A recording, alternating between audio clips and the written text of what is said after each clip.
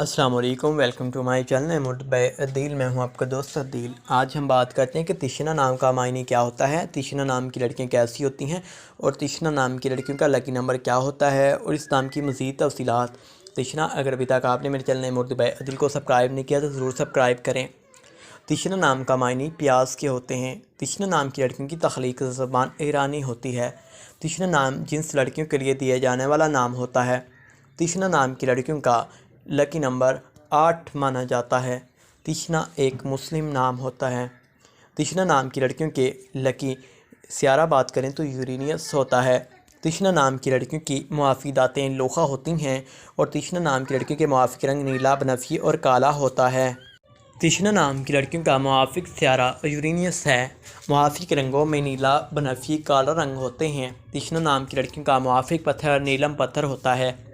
तिशना नाम की लड़कियों के मुआफ़िक रंगों के बारे में बात करें तो यानी कि बेस्ट रंग कौन से होते हैं आपको बताए हैं। अब बात करते हैं बेस्ट टाइम के बारे में। बेस्ट बेस्ट टाइम 3 AM से लेकर 5 AM तक होता है। लकी दिनों में जुम्मा और हफ्ता होता है। अगर अभी तक आपने मेरे चैनल मुतबा अदील को सब्सक्राइब नहीं किया तो ज़रूर सब्सक्राइब करें, साथ वाले घंटी वाले